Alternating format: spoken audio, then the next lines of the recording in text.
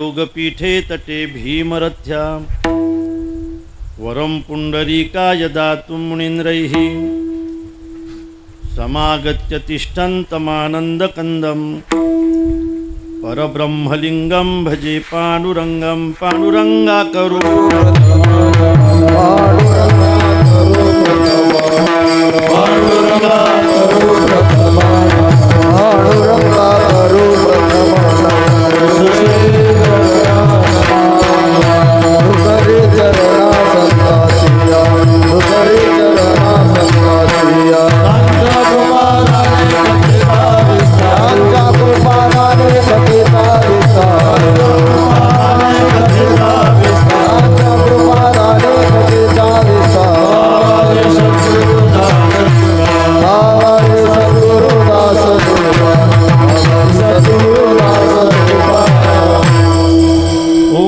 ज्ञानेश्वरा करुणा करा दयाळा तुमचा अनुग्रह लाधलो पावन झालो चराचरी मी कळा कुसरी काहीच नेने बोलितो वचने अतिभाविका एका जनार्दने तुमचा दास त्याची आस पुरवावी तुमचा अनुग्रह लाधलो पावन झालो चराचरी नमो सद्गुरु त्वया ज्ञानदीपा नमो सद्गुरु सच्चिदानंद रूपा नमो सद्गुरु भक्त कल्याण मूर्ती नमो सद्गुरु भास्करा पूर्ण कीर्ती जयांचे केलिया स्मरण होय सकळ विद्यांचे अधिकरण तेची वंदू श्रीचरण श्री गुरूंचे ते नमस्कारोनी आता विठला विठला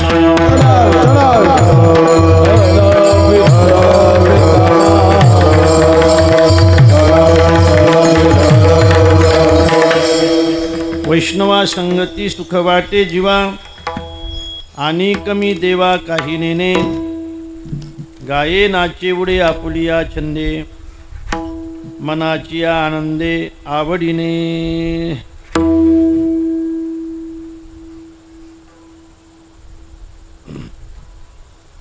श्री संत ज्ञानोबा यांच्या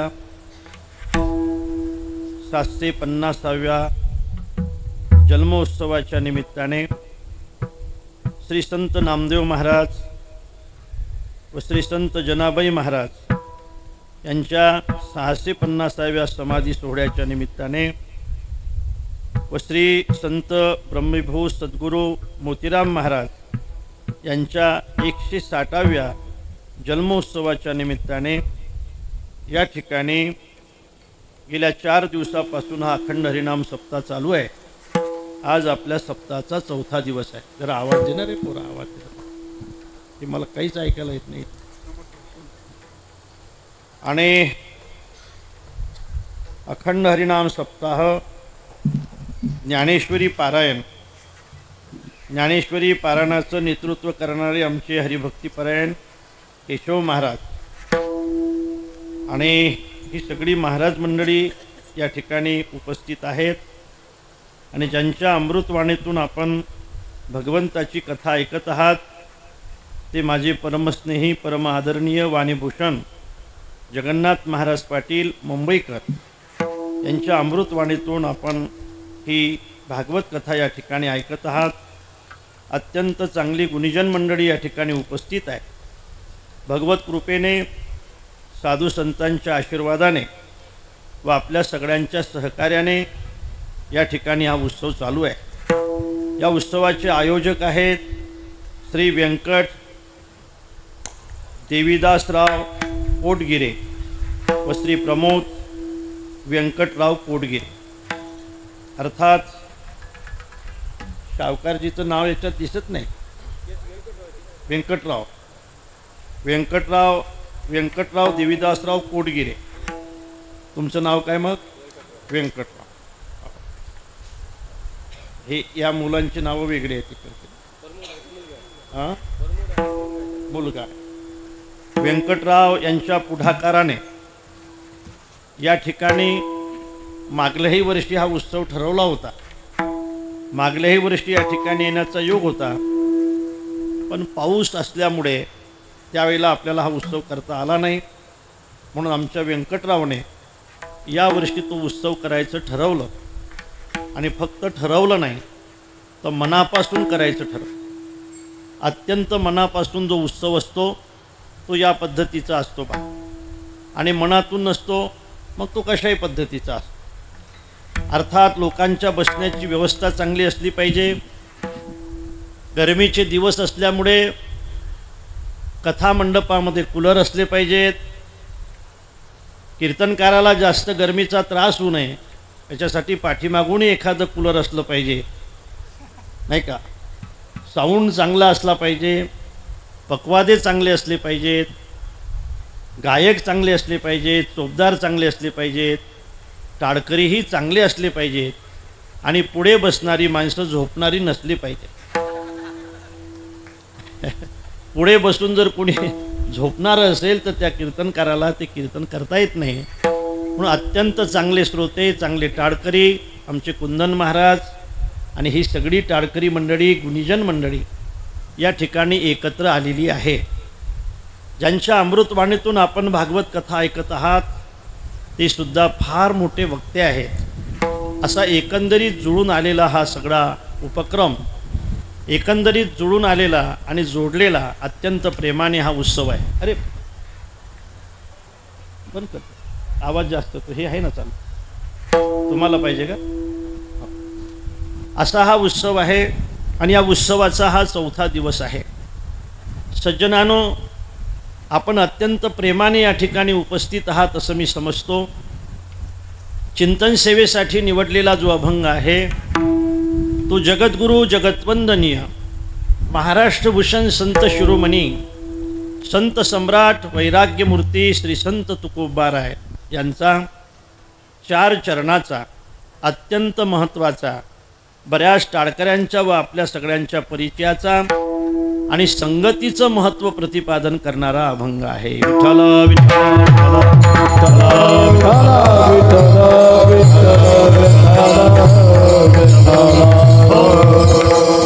या अभंगामध्ये संगती हा शब्द अत्यंत महत्त्वाचा आहे. आपल्या संकल्पित वेळामध्ये आपल्याला थांबायचं आहे. वेळ झाला, माझ्या गाडीमुळे वेळ झाला नाही, माझ्यामुळे वेळ झाला नाही, तर तुमच्या गावात येणाऱ्या रस्त्यामुळे वेळ झाला. रस्ता खराब असल्यामुळे मला या ठिकाणी येण्यासाठी वेळ झाला, म्हणून मी वेळेत येऊ शकलो नाही. हा माझा दोष नाही, हा तुमचा दोष आहे. बरोबर आहे ना. म्हणजे तुम्ही तो रस्ता चांगला केला नाही. आता रस्ता चांगला करून घ्या म्हणजे आमचं वेळेवर येणं होईल. आम्ही त्या अंदाजाने निघतो किलोमीटरच्या, पण मला असं वाटतं की महाराष्ट्रामध्ये इतक्या लांब खराब असलेला रस्ता आम्ही पहिल्यानेच पाहतो.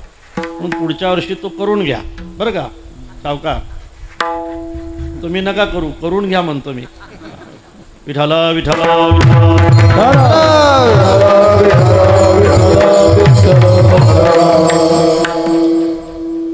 अभंगाच्या दृष्टीने आपण विचार करणार आहोत. अभंग अभंगासाठी नसतात. मी नेहमी सांगेल, अभंग कीर्तनासाठी नसतात, अभंग चाल लावण्यासाठी नसतात, तर अभंग आपल्यात परिवर्तन आणण्यासाठी असतात. अभंग हा आरसा आहे, आरसा. अभंग हा दर्पण आहे. मला असं वाटतं की आपण दर्पणामध्ये पाहिलं पाहिजे, आपण आरशामध्ये पाहिलं पाहिजे. आरसा पाहिल्याशिवाय लोक घर सोडत नाहीत. सकाळी रोज आरशामध्ये पाहतात. काय पाहतात? आपला चेहरा पाहतात. मला असं वाटतं दिवसभर आपण दुसऱ्यालाच पाहत असतो, पण कधी कधी आपल्याला पाहणं सुद्धा फार महत्त्वाचं असते. जी माणसं नेहमी दुसऱ्याला पाहतात त्या लोकांना दुसऱ्याच्या डोळ्यातलं कुसळ दिसते. जी माणसं आपल्याला कधी पाहत नाहीत त्यांना आपल्या डोळ्यातलं मुसळ कधी दिसत नाही. आणि म्हणून आरसा पाहायला पाहिजे. आरशाचे 2 गुण अत्यंत महत्त्वाचे सांगितले जातील. आरशाचे 2 गुण आहेत. एक गुण मी सांगणार आहे, एक गुण श्रोत्यांनी सांगायचा आहे. एक गुण आरशाचा असा आहे की आरसा आपल्याला आपला चेहरा दाखवतो. बरोबर आहे. आरसा आपल्याला आपला चेहरा दाखवतो, हा पहिला गुण आहे. आणि आरशाचा दुसरा गुण कोणचा आहे? दुसरा गुण कोणचा आहे महाराज? तुम्हाला झोप येऊन राहिली का? दुसरा गुण कोणचा आहे? जसा आहे तसा दाखवतो. जसा आहे तसा दाखवतो. मला असं वाटतं की आरसा हा जसा आहे तसं दाखवतो, म्हणून बऱ्याचदा म्हाताऱ्या माणसाला आरशाचा राग येतो. राग येतो आरशाचा. एक म्हातारी 85-90 वर्षाची म्हातारी काठी टेकवत टेकवत त्या रेगडीवर सामान विकणाऱ्या माणसाकडे गेली आणि तिने एक आरसा घेतला. असा टोपणाचा आरसा होता आणि आरशात चेहरा पाहिला आणि विचारलं, काय रे किंमत किती यायची? म्हटले 10 रुपयाची. काय लेको 10 रुपयाला आरसा विकता? अरे काय आरसा लेका, काय धडाचा आरसा आहे हा? आमच्या लहानपणी हा आरसा एकाण्याला भेटत होता आणि इतका सुंदर होता की त्याचा चेहरासुद्धा चांगला दिसत होता. 10 रुपये सांगता लेको आणि काय धडाचा आरसा आहे? आजी, दोष आरशाचा नाही, दोष तुझ्या म्हातारपणाचा आहे. याचा अर्थ असा आहे की आरसा जसं आहे तसं दाखवतो, म्हणून आरसा अत्यंत महत्त्वाचा आहे. विठ्ठल विठ्ठल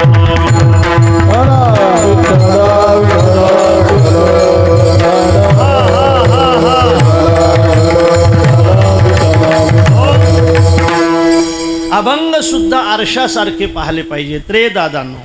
काय आहे अभंगामध्ये? या अभंगामध्ये परोपकार असेल तर आपण सुद्धा तो केला पाहिजे. अभंगामध्ये दया असेल तर आपण सुद्धा त्याचा विचार केला पाहिजे. अभंगामध्ये महाराजांनी नामचिंतनाचं महत्त्व सांगितलं असेल तर मला असं वाटते अभंगासाठी सांगितलं नाही, ते आपल्यासाठी सांगितलेलं असेल. असा विचार प्रत्येक अभंगातून ऐकणाऱ्या श्रोत्यांनी प्रत्येक व्यक्तीने करणं अत्यंत महत्त्वाचं असेल. म्हणून या अभंगातून महाराजांनी आपल्याला सांगितलं काय? काय सांगितलं महाराजांनी? आपल्यासाठी काय सांगितलं महाराजांनी? तर मला असं वाटतं की या अभंगातून महाराजांनी आपल्याला अरे वाक्य संपल्यानंतर थाप द्यायची ना. या अभंगातून आपल्याला महाराजांनी काय सांगितलं? या अभंगातून महाराजांनी आपल्याला संगती सांगितली. विठ्ठल विठ्ठल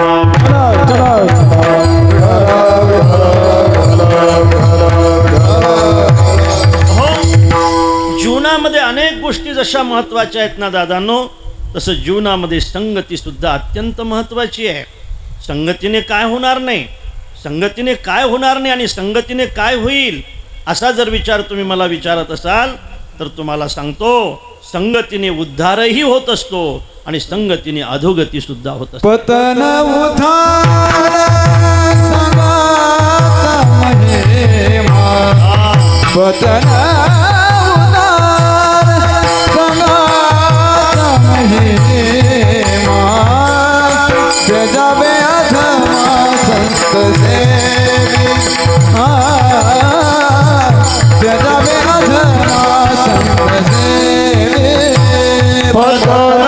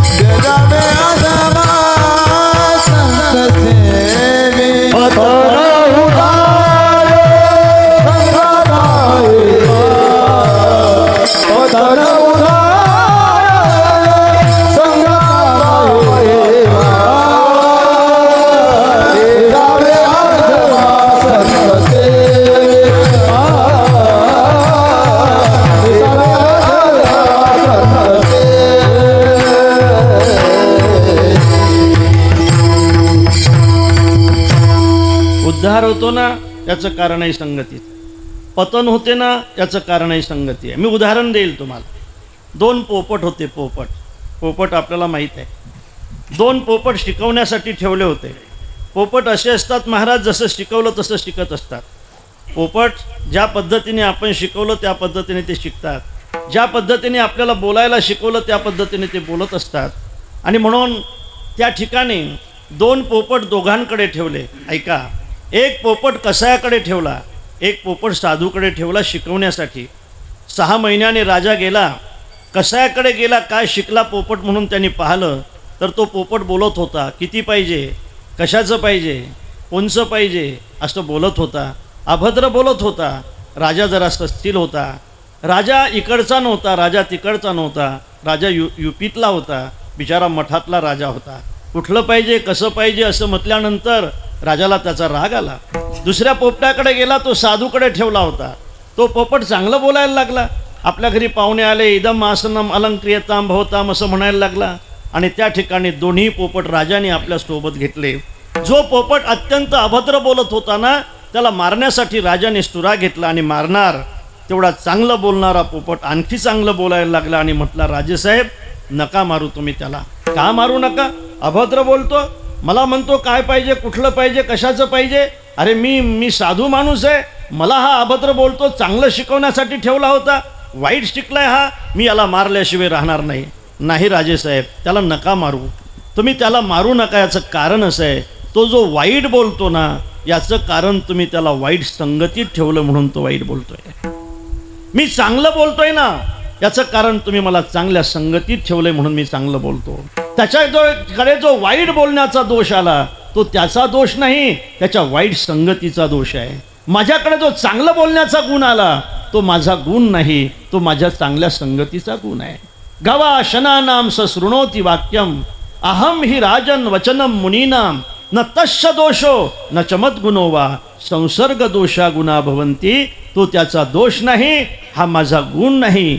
एका पोपटाची अधोगती होते, याचं कारण ही संगतीच आहे. आणि एका पोपटाचा उद्धार होतो, याचं कारण ही संगतीच आहे. अर्थात ज्या पोपटाची अधोगती होते त्याचं कारण वाईट संगती आहे. ज्या पोपटाचा उद्धार होतो त्याचं कारण चांगली संगती आहे. चांगलं शिकावं असं वाटत असेल तर संगती सुद्धा चांगली असली पाहिजे. मी तर नेहमी म्हणेल की लहान लहान मुलांना तुम्ही शिबिरात पाठवा, बालसंस्कार शिबिरामध्ये पाठवा, त्यांच्यावर संस्कार होऊ द्या. भविष्यामध्ये आपल्या आपल्याशी चांगलं बोलावं असं वाटत असेल, लहानपणापासूनच त्याच्यावर संस्कार होणं अत्यंत महत्त्वाचे आहे. दादांनो, संस्कार हे कधीही वाया जात नाहीत आणि म्हणून संगती हे कधीही वाया जात नाही. चांगल्या संगतीने माणसाचा उद्धार झाल्याशिवाय राहत नाही. मी नक्की म्हणेल की आपल्या डोक्याला गंध दिसते ना, याचं कारण कुठंतरी चांगली संगती आहे म्हणून दिसते. आपल्या गळ्यामध्ये माळ दिसते ना, याचं कारण कुठंतरी तुमची चांगली संगती आहे म्हणून दिसते. कीर्तनावर तुमचं प्रेम दिसते ना, याचं कारण तुम्हाला नक्की कुठंतरी चांगली संगती आहे म्हणून दिसते. आणखी मला एक वाक्य बोलू द्या. कीर्तनामध्ये विनोदापेक्षाही आपल्या उद्धाराचं काहीतरी चिंतन असावं असं वाटते ना, नक्कीच त्याला ही चांगली संगती आहे म्हणून असं वाटतंय. असं वाटतं. संगतीचा परिणाम माणसाच्या जीवनामध्ये नक्की होत असतो, म्हणून संगती ही अत्यंत महत्त्वाची आहे. चला, मी रामायणाकडे घेऊन जाईल तुम्हाला. रामायणातलं सांगेल. तुम्ही भागवत तर ऐकताच, पण मला रामायणातलं सांगू द्या. रामायणामध्ये 2 पात्र आहेत महाराज. ते दोनही स्त्री पात्र आहे. एका पात्राचं नाव कैकेयी आहे आणि एका पात्राचं नाव त्या ठिकाणी त्रिजटा आहे. कैकेयी ही अयोध्येत राहणारी आहे आणि त्रिजटा ही लंकेमध्ये राहणारी आहे. कैकेयी ही राजघराण्यातली राजकन्या आहे आणि राजमाता आहे, आणि त्रिजटा आहे ना, ती राक्षस घराण्यातली राक्षस कन्या आहे आणि स्वतः राक्षसिनी आहे. एका बाजूने त्रिजटेचं कूळ जर पाहिलं तर राक्षसिनीच आहे, एका बाजूने कैकेयीचं कूळ पाहिलं तर एका राजाचं आहे. एका बाजूने त्रिजटेचा विचार केला तर तिने कोण्यातरी राक्षसाला जन्म दिला असेल असं तिचं जीवन आहे. एका बाजूने अयोध्येतील कैकेयीचा विचार केला तर तिने भरताला जन्म दिलाय, एका साधूला जन्म दिलाय असं त्याचं जीवन आहे. पण मला असं वाटतंय की आजही महिलांमध्ये कौशल्या नाव आहे कोणाचं तरी, आहे ना? आहे ना? मी 5,000 रुपये बक्षीस देणार आहे. कौशल्या नाव आहे का कोणाचं? कौशल्या नाव आहे का? अरे 5,000 रुपये बक्षीस आहे, हात वर करा. ते खुर्चीवर बस. 2 कौशल्यात, बापरे 3 आहेत. कौशल्या. सीता आहे का कोणाचं नाव? सीता. तिलाही 5,000 रुपये बक्षीस आहे. सीता आहे का? सीता तिकडे पाठीमाग आहे. चला, कौशल्य आहे का कोणाचं नाव? सुमित्रा आहे का? सुमित्रालाही 5,000 रुपये बक्षीस आहे आणि पुढच्या नावाला 25,000 रुपये बक्षीस आहे. कैकेयी आहे का कोणाचं नाव? कैकेयी आहे ना? विचार आहेत, आहे ना? विचार आहेत ना? कैकेयीचे विचार आहेत, नाव नाही. घर तोडण्याचा विचार हा कैकेयीचा विचार आहे. भावापासून भावाला तोडण्याचा विचार हा कैकेयीचा विचार आहे. मुलांना आईवडिलापासून तोडण्याचा विचार हा कैकेयीचा विचार आहे. भावाला कोणी जर भावापासून तोडत असेल तर नक्कीच हा विचार कैकेयीचा विचार आहे. भावापासून भाऊ तुटला तरी चालेल महाराज, तो जगू शकेल.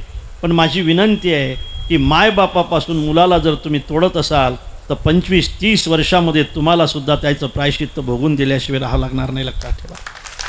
भावापासून भाऊ तुटला तरी चालेल, एखाद्या वेळेला तो जगू शकेल. पण मायबापापासून त्याचा कलिजा असणाऱ्या मुलाला तोडू नका, त्याचं अंतकरण असलेल्या मुलाला तोडू नका, ज्याने लहानपणापासून ज्याला सांभाळलं त्याला तोडू नका.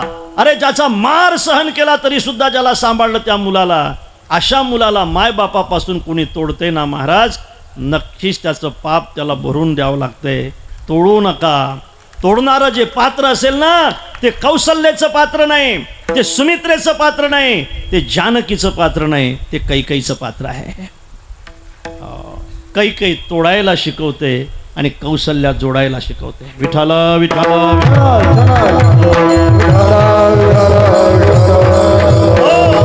कैकेयी ऐकणारी आहे, मंथरा सांगणारी आहे. म्हणून कैकेयीचंही नाव नाही आणि घर फोडण्याची सल्ला देणाऱ्या मंथरेचंही नाव नाही. कैकेयी आहे महाराज, त्रिजटा सुद्धा आहे. मला सांगू द्या, तुम्ही ऐकताय तर मला ऐकताय ना तुम्ही? ऐकताय ना? नाही तर मी सांगत राहील, तुम्ही म्हणाल सांगा, आम्ही असं काही करू नका. हो, अर्थात कैकेयी ही राजमाता आहे आणि त्रिजटा ही राक्षसिनी आहे. पण लक्षात ठेवा, भरतासारख्या साधूला जन्म देणारी मायसुद्धा बिघडते महाराज. ज्या रामावर अत्यंत प्रेम करणारी कैकेयी रामप्रभूला 14 वर्षाचा वनवास मागायला तयार होते. वनवास मागायला करा.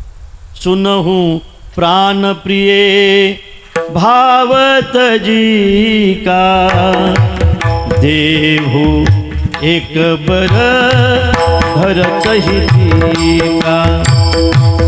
सुनहू प्राण प्रिये भावत जी का, देहू एक बर भरत ही का. राजे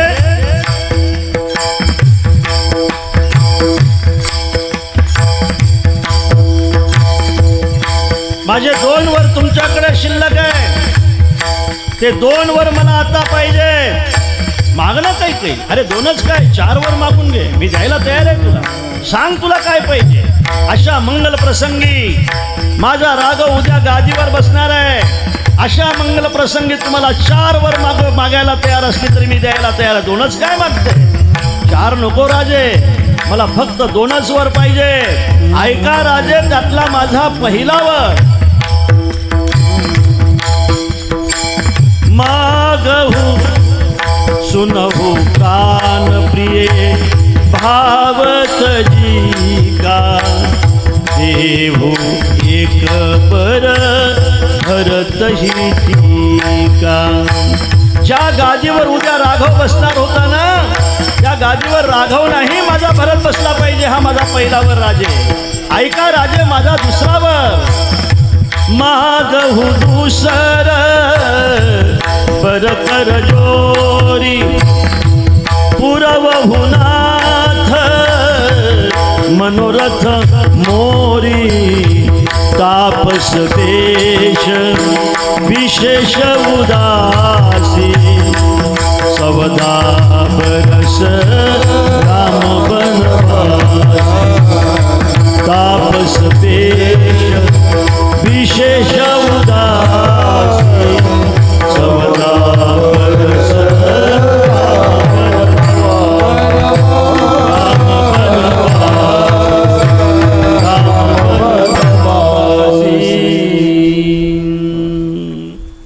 पहिल्या वराने भरताला गादी. राजे नाराज होत आहेत. कैकेयी आक्रमण चढवते. राजे, भरताला गादी मागितल्यानंतर तुम्ही नाराज होण्याचं कारण काय? भरत काय तुमचा मुलगा नाही? मी काय तुमची विवाही स्त्री नाही? अरे मी जर तुमची विवाही स्त्री असेल आणि भरत जर तुमचाच मुलगा असेल तर भरताला गादी मागितल्यानंतर नाराज होण्याची काय गरज आहे राजे? माझा पहिला वर आहे. ज्या गादीवर राघव बसणार होता त्या ठिकाणीवर राघव नाही, माझा भरत बसला पाहिजे. ऐका माझा दुसरावर. आणि राघवने त्या ठिकाणी 14 वर्ष वनवासात गेलं पाहिजे. ऐकताय का तुम्ही पण? अगोदर कैकई काय म्हणत होती ते ऐका. जैसा भरत तैसाची राम, दोहीशी मज समसमान. कुब्जे तू का मानसी विषम, मूर्ख परम तू एकी. भरत इष्ट राम अनिष्ट, ऐशे मानिते ते महापापिष्ट. अरे भरताहुनी अधिक, राम प्रिय मज अत्यंतिक. तू मूर्खत्वे मानसी दुःख, मज महासुख रामराज्य. राघव जर गादीवर बसत असेल तर माझ्या सौभाग्याचं काम आहे. लक्षात ठेव मंथरे, एक शब्द जर माझ्या राघवबद्दल चुकीचा बोललीस ना, मी तुझी जीभ तोडल्याशिवाय राहणार नाही. पुण्य सक बहु कहसी घर फोरी. घरफोरी बरं का, घरफोरी असा शब्द आला. घर फोड्या नाही, घरफोरी. घर फोड्या म्हटलं असतं ना तर मी तुमच्याकडे बोट दाखवलं असतं, पण घर फोड्या नाही, घर फोडी. बरोबर आहे ना? इकडेच आहेत ना घर फोड्या? अरे सांगा, इकडे आहे ना? माझ्यावर आफत येईल नाही तर तुम्ही माझा सामील राहा. घर फोड्या म्हणू का घर फोडी म्हणू? पुण्य सक बहु करहसी घर फोरी, तब धरी जीभ कढावू तोरी. राघव बद्दल बोलते, शरम नाही वाटत तुला? एक शब्द जर बोलली माझ्या राघव बद्दल, जीभ तोडील मी तुझी. कोण म्हणते असं? असं कोण म्हणते? कैकई म्हणते तुझी जीभ मी तोडील राघव बद्दल बोललीस तर. आणि तीच कैकी रामाला 14 वर्ष वनवासात पाठवते. याचं कारण काय? याचं कारण आहे फक्त मंथरेची कुसंगती. कोण कुसंगती पाही असाई, रहीन नीच मते चतुराई. कोण कुसंगती पाही असाई, रहीन नीच मते चतुराई. कोण कुसंगती पाही असाई, रहीन नीच मते चतुराई.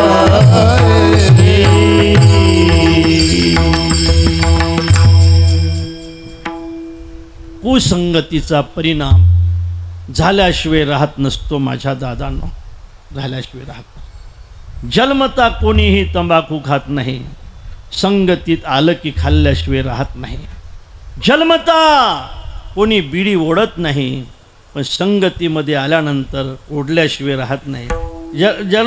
जन्म कोण नाही करत महाराज, जन्मता नाही करत, पण संगतीत आल्यानंतर चांगली चांगली माणसंसुद्धा बिघडल्याशिवाय राहत नाहीत. यातलं काय चांगलं आहे रे? यातलं काय चांगलं आहे रे? यातली का बिडी चांगली आहे का यातली दारू चांगली आहे? काय चांगलं आहे महाराज यातलं? यातलं काहीच चांगलं नाही. तरीसुद्धा केल्याशिवाय आपण राहत नाही. याचा अर्थ असा आहे, ही सगळा संगतीचा परिणाम आहे. खरं सांगा माझ्या भगिनींनो, खरं सांगा, खरं सांगा, खोटं बोलू नका. नाम चिंतन करणं चांगलं आहे का दुसरीची निंदा करणं चांगलं आहे?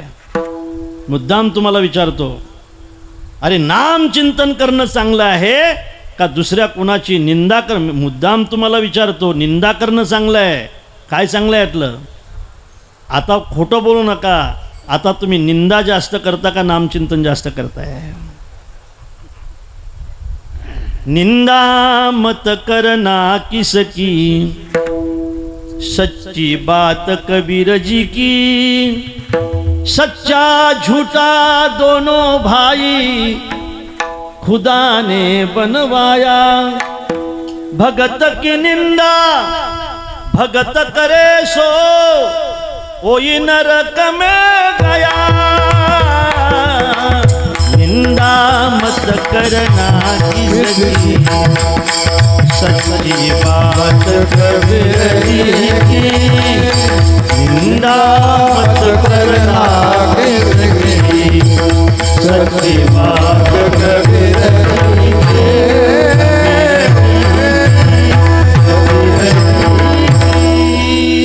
येती निंदकापाशी असेशी पापे.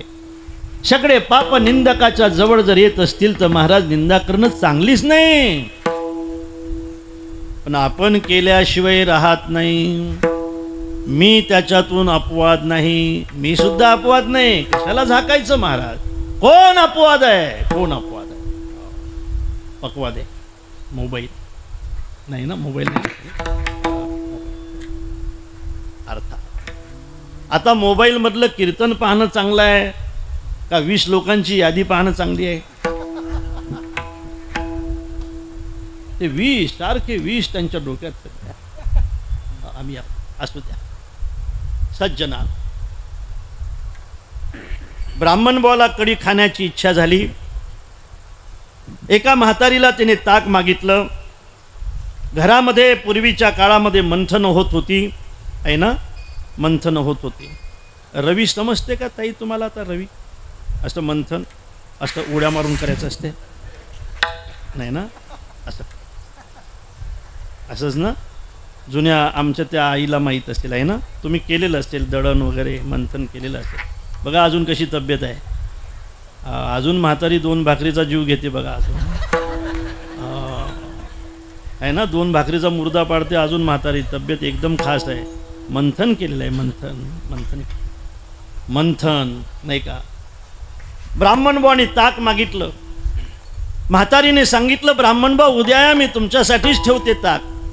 ब्राह्मण बुवा तवली घेऊन आले. तवली तवली तवली नाही का, तवलीच म्हणतायत ना, जिचं बूड जेवढं असते तेवढंच तोंड असते बघा, तिला तवली म्हणतात आमच्याकडे. तवली घेऊन ताक भरून ताक घेऊन निघाले ब्राह्मण बुवा. ती तवली एका हाताने पकडला जात नाही महाराज, ती त्यांनी डोक्यावर घेतली आणि जात असताना वरून एक घार चालली होती.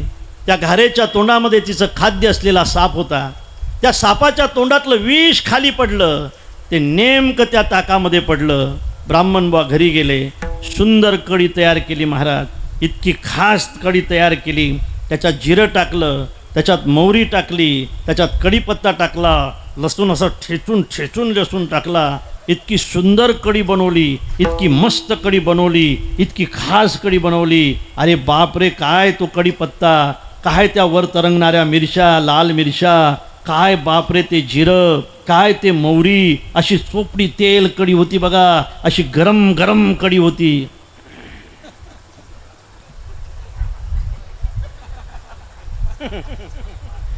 सुटलं का नाही पाणी? आलंय ना? पाहिजे का कढी? गरम गरम कढी ब्राह्मण बुवाने तयार केली. काय माहिती त्याच्यामध्ये विष आहे म्हणून. ब्राह्मण बुवाने ताव मारला. ताव मारल्यानंतर ब्राह्मण बुवाचा विषाचा परिणाम झाला. साप विषारी होता. गेला हो ब्राह्मण. ब्राह्मण गेल्यानंतर ओट्यावर बसणारी मंडळी, प्रत्येक गावामध्ये असे ओटे असतात की त्या ओट्यावर सगळे कुच्चर बसलेले असतात बघा.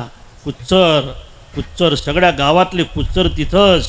ओ त्या ठिकाणी ओ रामभाऊ इकडे या. माहित आहे आपल्या गावातल्या शांताबाईने ब्राह्मण मारला.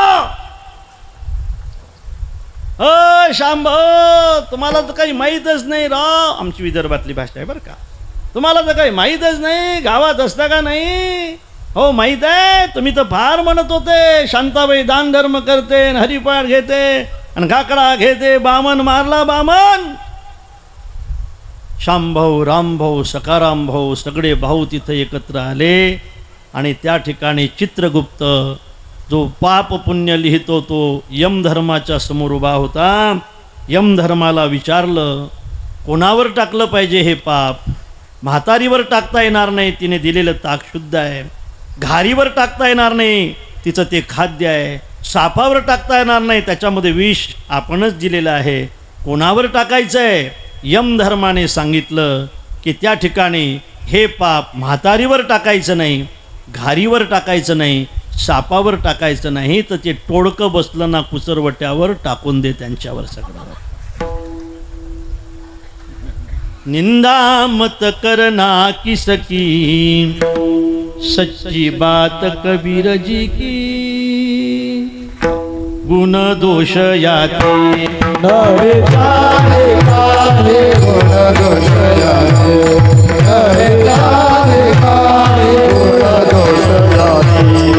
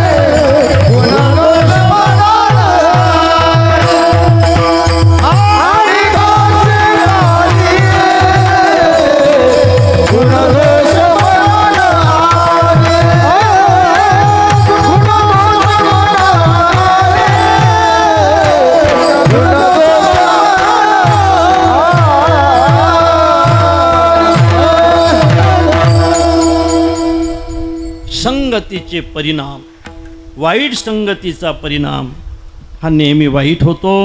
हा आपला विषय आहे. संगती जीवनामध्ये अत्यंत महत्त्वाची आहे. माझ्या दादांनो, चला आपण 3 संगतीचा विचार करणार आहोत. किती वेळ राहिला आहे? 15 मिनटं राहिलेत फक्त. 15 मिनटानंतर काय चाल होईल? 10:30 वाजता आपल्याला थांबायचं आहे. 3 संगतीचा परिणाम मी आपल्यासमोर ठेवणार आहे. ऐकत असाल तर. त्यातली पहिली कुसंगती आहे, दुसरी विसंगती आहे आणि तिसरी सत्संगती आहे. कुसंगती ही टाळावी लागते, विसंगती ही भोगावी लागते आणि सत्संगती ही करावी लागते. कुसंगतीचा परिणाम नक्की वाईट असतो, नक्की वाईट असतो. काय हे काय? बस खाली बस, ए पुरी खाली बस. कुसंगतीचा परिणाम नक्की वाईट असतो. पहा, नक्की वाईट असतो. तुम्हाला उदाहरण देतोय मी. एक कावडा राजहंसाच्या घरी पाहुणा गेला.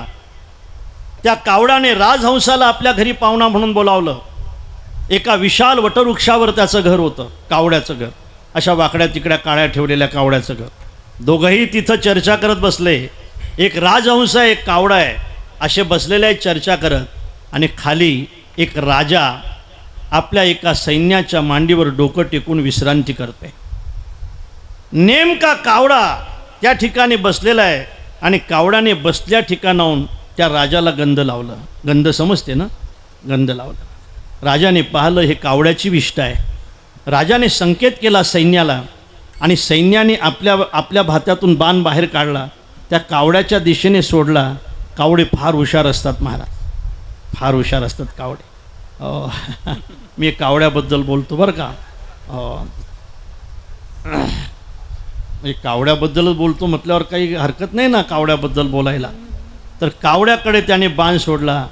कावडा उडून गेला, पण त्या ठिकाणी बाण मात्र राजहंसाला लागला.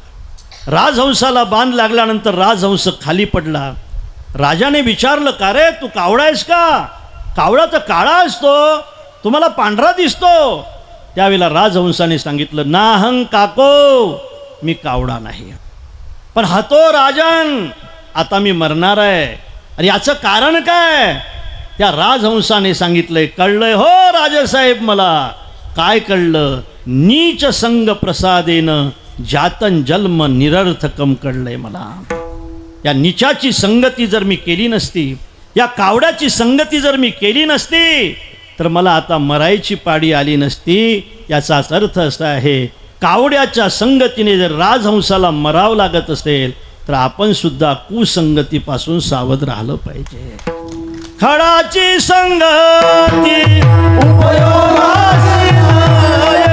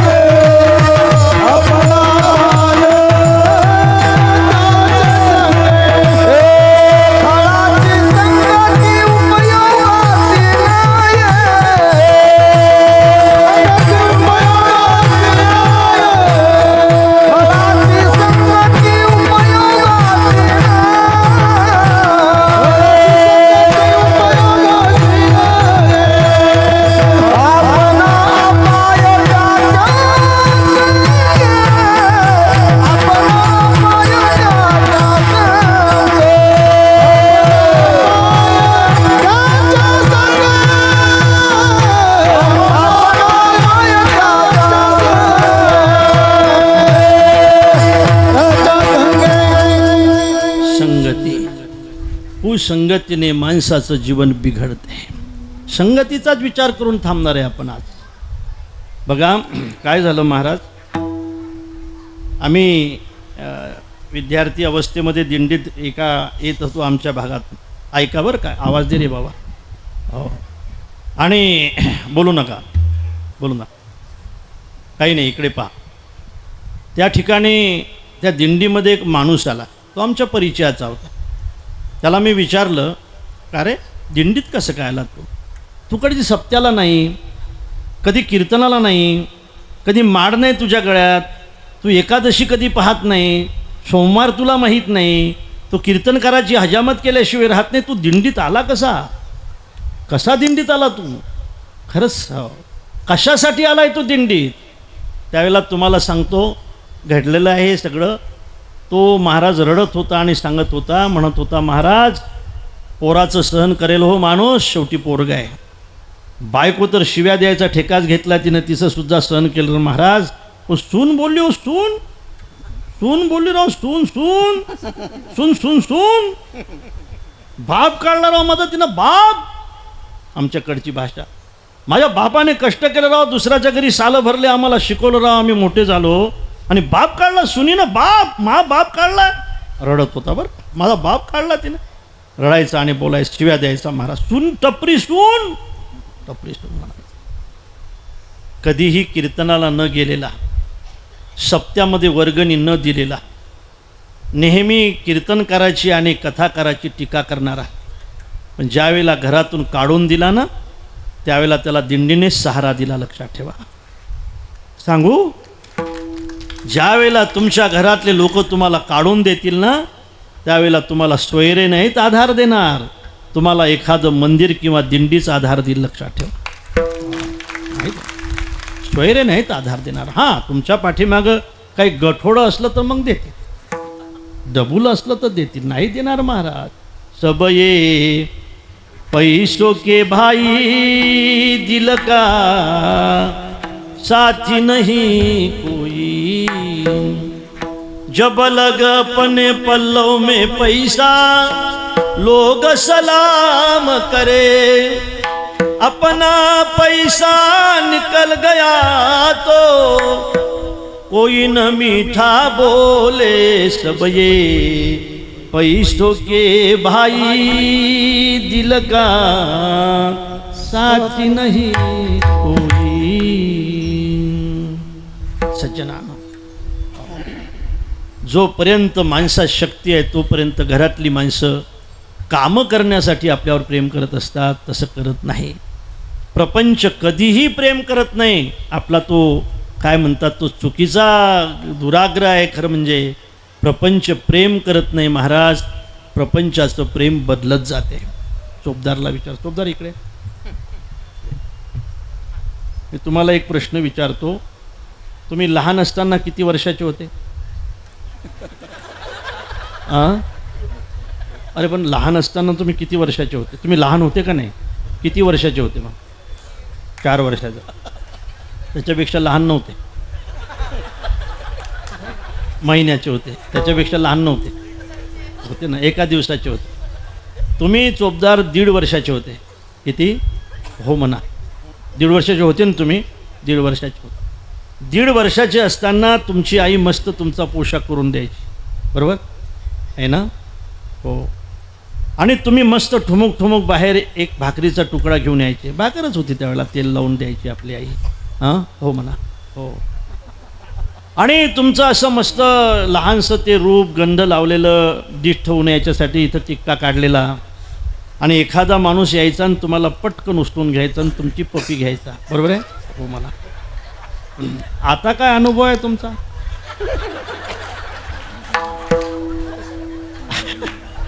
आता जर तुम्ही अशी गल्लीनं निघाले तर असं कोणी तुम्हाला असं उचलून घेते का खटकन? नाही ना? नाही. कारण काय? कारण सांगू का? जा मागं सांगतो. जोवरी चढण गा,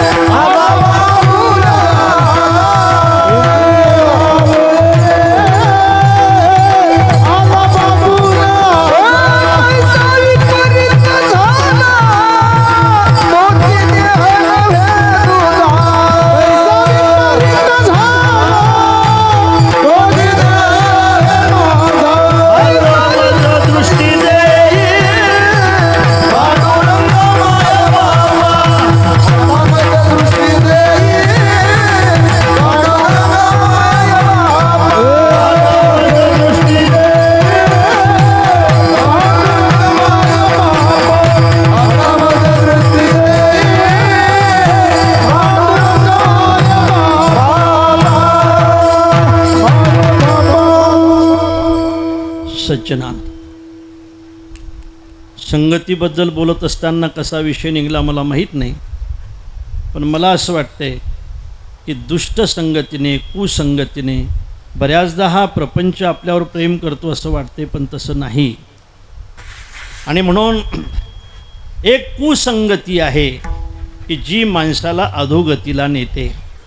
कावड्याचा विषय घेतला होता, राजहंसाला त्याच्यासाठी मरावं लागलं. संगती अत्यंत वाईट आहे, कुसंगती अत्यंत वाईट आहे की जी माणसाला अधोगतीला घेऊन जाते. म्हणून एक आहे कुसंगती, पुढे सांगतो तुम्हाला. दुसरी आहे विसंगती. विसंगतीसुद्धा सांगून जातो. विसंगती कशाला म्हणतायत, उदाहरण देतोय बघा. हो, एक माणूस भेटल्यानंतर त्याला म्हटलं, का रे लग्नाच्या अगोदर भेटला, लग्नाच्या अगोदर करा वाघासारखा होता रे तू, एकदम वाघासारखा होता लग्नाच्या अगोदर, आता जरा हे बिबट्यासारखा दिसतोय मला तू. तो म्हटले लग्न झाल्यावर, तो म्हटले आताही वाघच आहे मी, पण त्यावेळेला मी स्वतंत्र वाघ होतो, आता वाघावर दुर्गा बसलेली आहे म्हणे. आता वाघावर दुर्गा बसलेली आहे म्हणे. हा विनोद सोडा. विषय असा आहे की त्या ठिकाणी नाराज होता बिचारा. का रे काय नाराज आहे, खूपच नाराज आहे. काय करतं म्हणे, गड्या हुंडा खूप भेटला पण फार डोकेदुखी भेटली म्हणे. डोकेदुखी म्हणजे नेमकं काय रे, डोकेदुखी म्हणजे नेमकं काय, काय करावं म्हणे. उन्हाळ्याचे दिवस असले आणि आपण सरबत करून मागितलं की ती चहा करते म्हणे, आणि आपण चहा करून मागितला की ती सरबत करते म्हणे. चहा मागितला की सरबत मागितलं की चहा करते म्हणे. उलटी आहे उलटी. हो, मी त्याला सल्ला दिली, तुम्हाला पाहिजे असेल तर तुम्ही घेऊ शकता. म्हटलं सरबत मागितल्यावर काय करते म्हणे चहा, चहा मागितल्यावर काय करते म्हणे सरबत. मग असं कर ना बोंग्या, रडतो कशाला. ज्या वेळेला तुला सरबत लागत असेल त्यावेळेला सांगत जाणार मी चहा, आणि चहा लागत असेल त्यावेळेला सरबत. तुमचं असंच आहे वाटते. चहा लागत असेल त्यावेळेला सरबत, आणि सरबत लागत असेल त्यावेळेला चहा. प्रयोग सक्सेस झाला, आणि प्रयोग सक्सेस झाल्यानंतर त्या ठिकाणी त्याच्या वडिलाचं श्राद्ध आलं, आणि वडिलाचं श्राद्ध, आणि बघ त्या ठिकाणी बघ माझं उद्या वडिलाचं श्राद्ध आहे. म्हटले मग आपल्या गावामध्ये सप्ताह चालू आहे. म्हटले मग मला असं वाटतंय की त्या सप्त्यातले 50 वारकरी आपण जेवायला सांगू. की म्हणे 50 नाही 100 सांगायचे. म्हटले बाबा 100 सांगू, पण मला असं वाटतं की तू त्यांना चांगलं पिठलं भाकर करशील. पिठलं भाकर असते काय म्हणे, कढी असते, वडे असतात, भजी असतात, कुरड्या असतात, खीर असते म्हणे. पिठलं भाकर तुम्हाला तर काही सांगत जाणार, तुम्हाला जे माहीत आहे ते तर सांगा. तुम्हाला तर काही कळतच नाही, आणखी काय तुम्हाला काही अक्कल नाही असंही म्हटलं जाते. अरे म्हटले मला कळते म्हणून तर तुला हे सांगितलं ना. वारकरी जेवायला आले, वारकरी टचून जेवत असतात महाराज. टचून कसं जेवलं पाहिजे तेही सांगून टाकतो. इथं बोट लावायचं आणि इथं लावायचं. जोपर्यंत ही जागा इतकी टणक होणार नाही तोपर्यंत जेवत राहायचं. याला टचून जेवण म्हणतात. वारकरी टचून जेवले, वारकरी निघून गेले, आणि नदीला पूर आलेला होता, पावसाळ्याचे दिवस होते, आणि तो म्हटला हे बघ हे पात्र मी घेऊन जातो नदीमध्ये. ते म्हटले तुम्ही नाही, मी जाणार. उलटी होती ना. म्हटले जा बाबा, पण गुडघ्या इतक्याच पाण्यात जाजो. ते म्हणे गुडघ्या इतक्या नाही, गड्या इतक्या जाणार. गड्या इतक्या पाण्यात गेली. पाहताय काय गेली ना, वाहून गेली. हा पाहायला गेला, इथं नदी आहे का नाही ना. नदी अशी वाहत होती, नदी अशी खाली वाहत होती. रामभाऊ असा वर उलटा पाहत होता. नाही यातला रामभाऊ, कोणाचं नाव आहे रामभाऊ? रामभाऊ तुझं नाही रे भावा, गोष्टीतला रामभाऊ आहे. नदी खाली वाहत होती, रामभाऊ असा उलटा पाहत होता. 2-4 माणसं भेटले. काय पाहतो रे रामभाऊ? वाहून गेली म्हणे. बरं झालं म्हणे गेली, पण गेली राव, वाहून गेली. म्हटले अरे रामभाऊ नदी खाली वाहते ना, ती गेली असेल तर खाली गेली असेल, तो असं उलटा कसं काय पाहतो? नदी खाली वाहते, उलट नसते, हे खाली गेले असेल वाहत.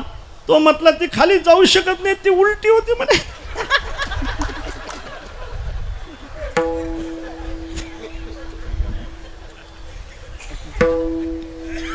याला म्हणतात विसंगती.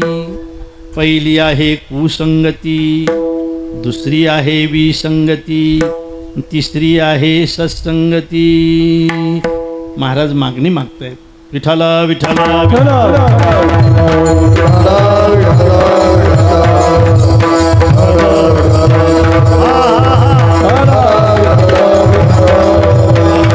दया तुझी प्रीती, अखंड दया तुझी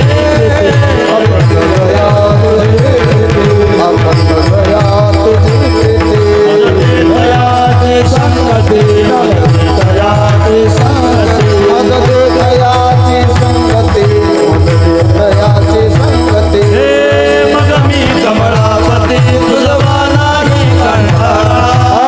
मग मी कमळापती तुझवा नाही कंठाळा.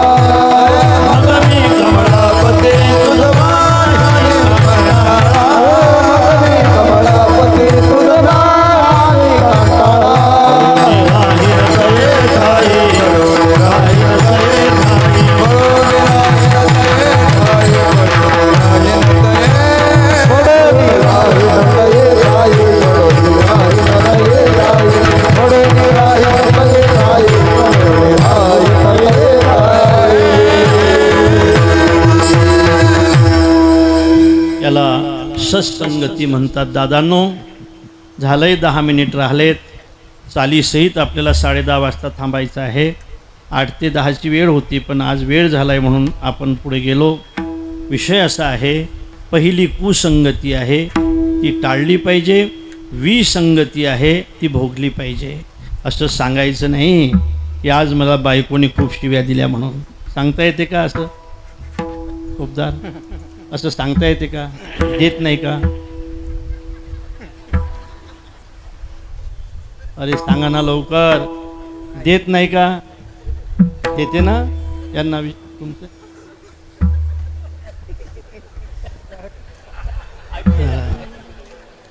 यांचं बरं, यांना दिल्या तरी ऐकूच येत नाही, यांना देते.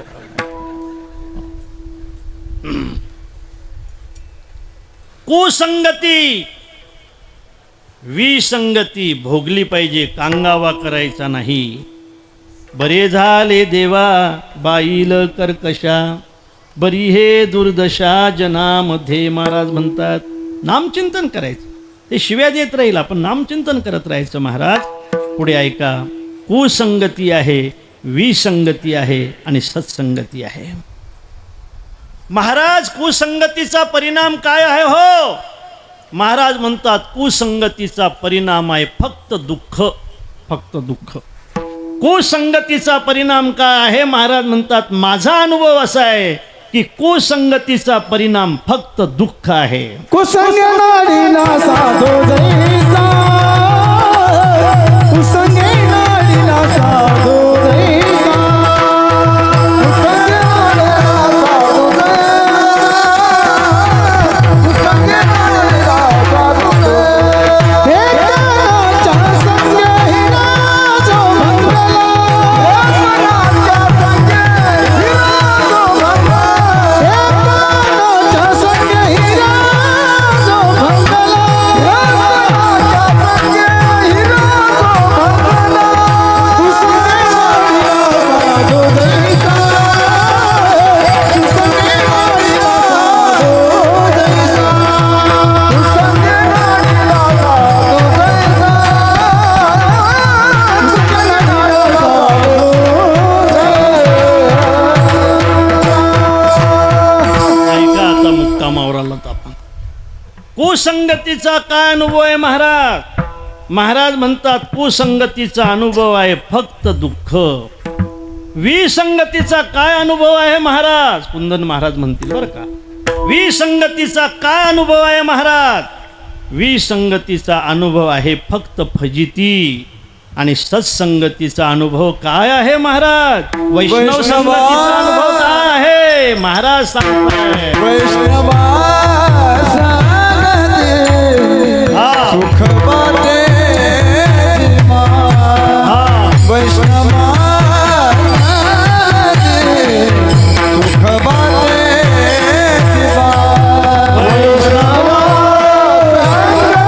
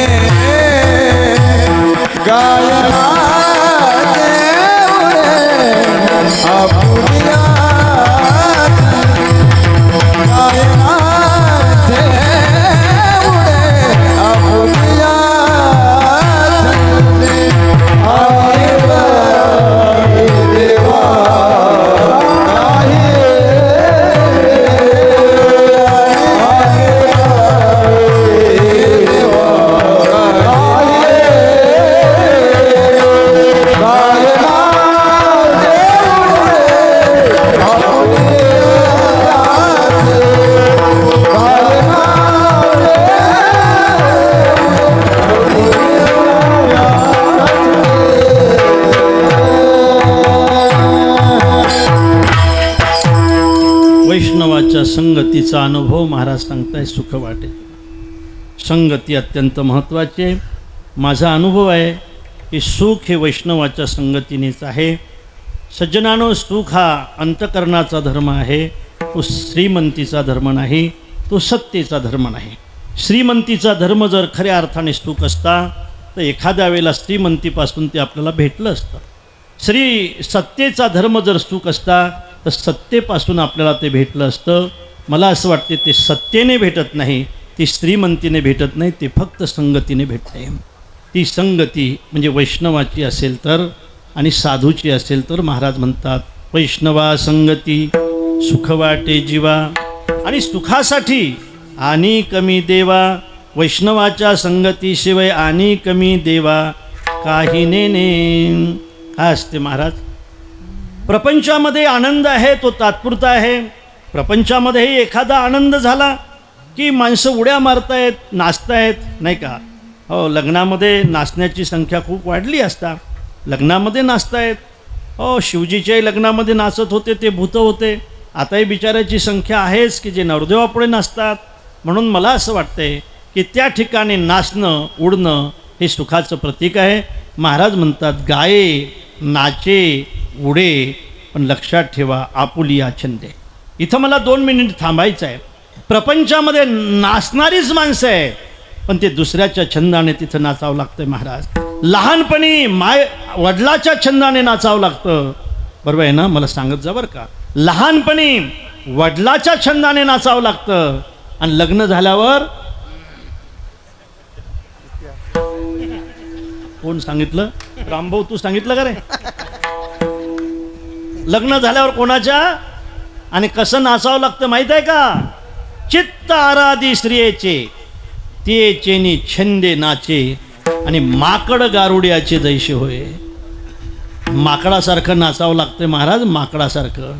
म्हणून तरुणपणी लग्न झाल्यानंतर स्त्रीच्या छंदाने नाचावं लागतं आणि म्हातारपणी मला असं वाटते मुलाच्या छंदाने नाचावं लागतं. नाचण्यातच जीवन जातं सगळं. आपला छंदच नाही राहत महाराज. लहानपण बापाच्या हाताखाली जातं, तरुणपण बायकोच्या हाताखाली जातं आणि म्हातारपण आणखी मुलाच्या हाताखाली जातं. 100% तुम्हाला सांगतो तुम्ही नाचताय पण दुसऱ्याच्या छंदाने नाचताय. प्रपंचामध्ये स्वतःच्या छंदाने नाचताच येत नाही. मुलगा म्हणतोय ना मोटरसायकल पाहिजे, इच्छा नसली तरी घेऊन द्यावी लागते.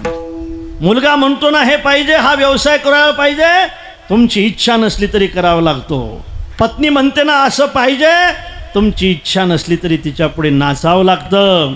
दुसऱ्याच्या छंदाने ज्या ठिकाणी माणसं नाचतायत ना तो प्रपंच आहे आणि स्वतःच्या छंदाने नाचण्याची संधी ज्यामध्ये आहे ना तो परमार्थ आहे.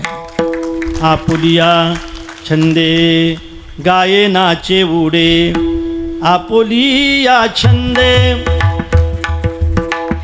मनाच्या आनंदे आवडीने.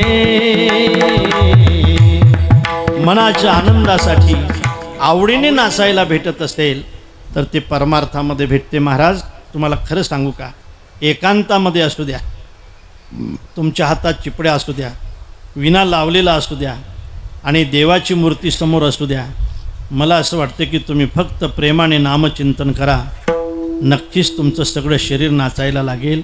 हे आपल्या छंदाने नाचण्यासारखं आहे. आपुलिया छंदे मनाच्या आनंदे आवडीने. लाज वाटली पाहिजे महाराज, पण प्रपंचात नाचण्याची, परमार्थात नाचण्याची लाज काय? लाज भय शंका पुरविला मान, लाज भय शंका पुरविला मान,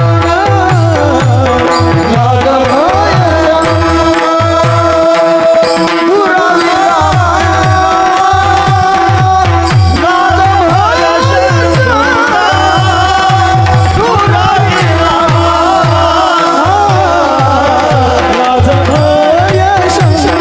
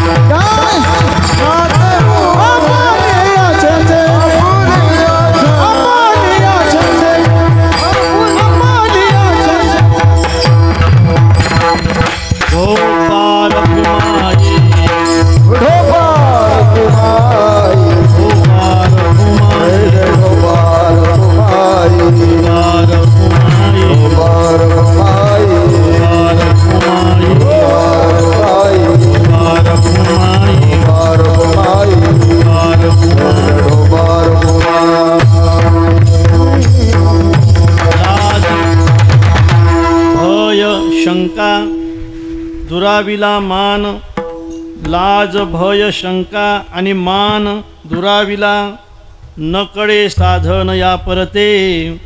यापेक्षा दुसरं साधन आम्ही जाणत नाही देवा. साधूची संगती, वैष्णवाची संगतीच आम्ही जाणतो, दुसरं साधन आम्ही जाणत नाही. पण एक लक्षात ठेव, यामध्ये जर काही त्रुटी असेल, यामध्ये जर काही चुकी असेल तर तू आम्हाला सांभाळलं पाहिजे. अभंगाच्या शेवटच्या चरणात तुका म्हणे आता आपुल्या सायासी, तुका म्हणे आता आपुल्या सायासी.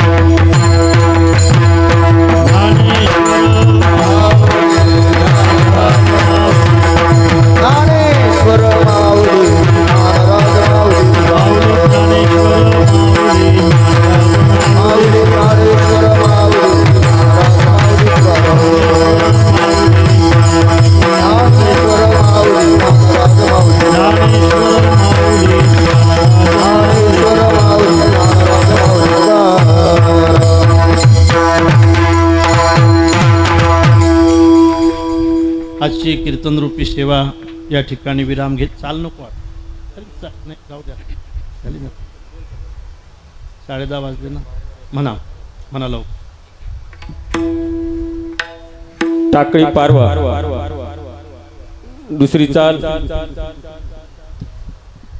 रुई आणि हरणवाडी.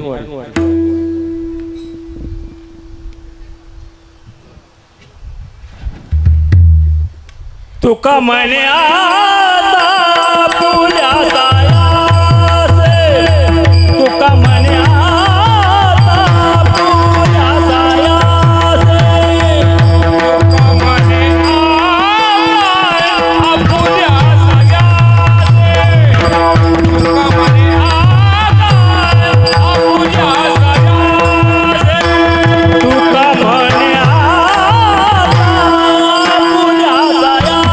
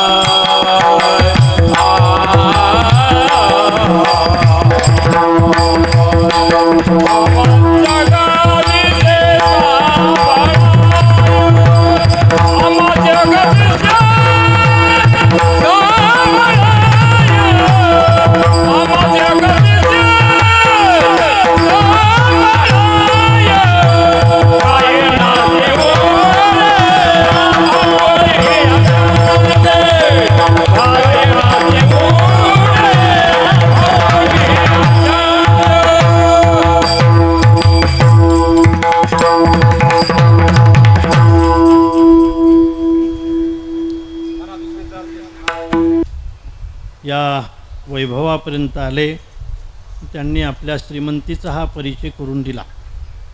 एखादा श्रीमंत लग्नामध्ये खर्च करत असेल तर त्याला आम्ही श्रीमंत म्हणत नाही. जो सप्त्यामध्ये खर्च करतो तो खरा श्रीमंत आहे. धर्मासाठी खर्च करतो तो खरा श्रीमंत आहे. आणि म्हणून आपण या ठिकाणी हा उत्सव साजरा करता. मी आपल्या सगळ्यांना मनापासून धन्यवाद देतो. असंच प्रभूने आपल्याकडून पुढेही भविष्यात काम करून घेऊ ही प्रभूच्या चरणी प्रार्थना करतो आणि या ठिकाणी थांबतो. विठ्ठल